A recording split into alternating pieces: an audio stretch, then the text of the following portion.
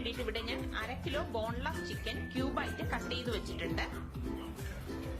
1 table spoon cornflour, 1.5 table spoon all purpose floor, 1 teaspoon ginger garlic paste, 1 teaspoon black pepper powder, 1 മുട്ട, ആവശ്യത്തിനുള്ള ഉപ്പ്. ഈ എടുത്തു വെച്ചിരിക്കുന്ന ചിക്കനിലേക്ക് ഈ ജിഞ്ചർ ഗാർലിക് പേസ്റ്റ്,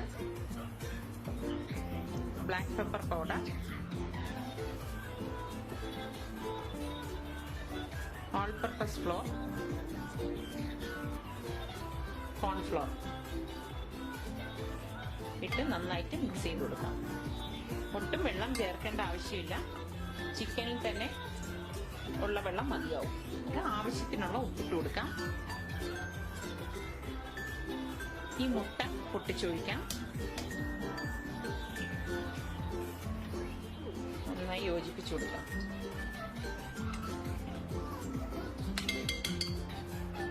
ഇനി ഇത് മൂടി 1/2 മണിക്കൂർ വെച്ചിരുന്നിട്ട് ഇത് ഫ്രൈ ചെയ്തെടുക്കാം.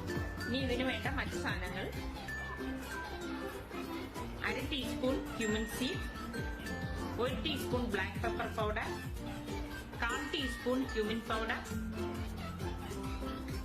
1.5 teaspoon paprika powder, 2 teaspoon Kashmiri red chilli powder, 1/2 teaspoon garam masala powder, 1 teaspoon ginger garlic paste, 3 പച്ചമുളക് നെടുകെ കീറിയത്, കുറച്ച് കറിവേപ്പില, 2 tablespoon chilli garlic paste. ഒരു പാൻ ചൂടാകുമ്പോഴേക്ക് അതിലേക്ക് എണ്ണ ഒഴിച്ചു കൊടുക്കാം. ഇതിലേക്ക് ഈ മിക്സ് ചെയ്ത് വെച്ചിരിക്കുന്ന ചിക്കൻ കുറേശ്ശെ ഇട്ട് ഫ്രൈ ചെയ്തെടുക്കാം.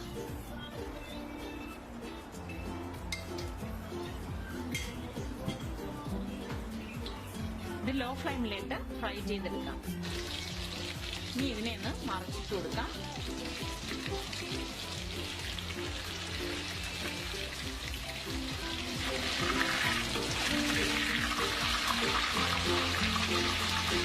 ഫ്രൈ ചെയ്ത ചിക്കനെ ഇതിൽ നിന്ന് മാറ്റാം.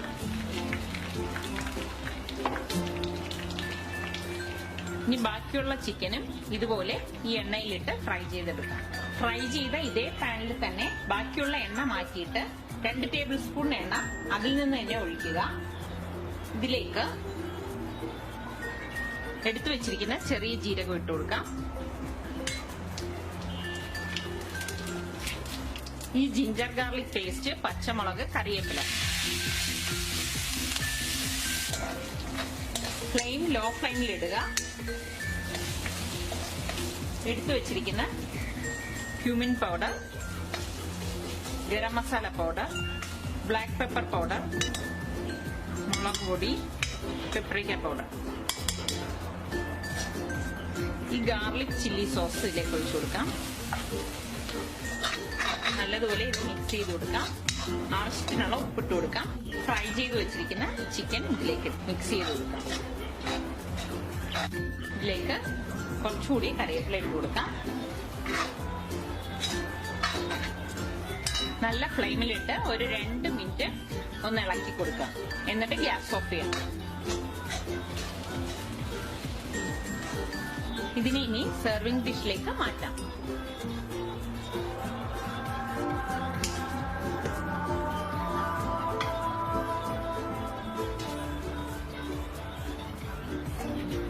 ചിക്കൻ 65 ഇവിടെ തയ്യാറായി. എല്ലാവരും ഇത് ട്രൈ ചെയ്ത് നോക്കുക. വളരെ പെട്ടെന്ന് തന്നെ ഉണ്ടാക്കാൻ പറ്റുന്ന ഒരു ഡിഷാണിത്. എല്ലാവരും ട്രൈ ചെയ്ത് നോക്കി ഇഷ്ടമാണെങ്കിൽ സബ്സ്ക്രൈബ് ചെയ്യുക.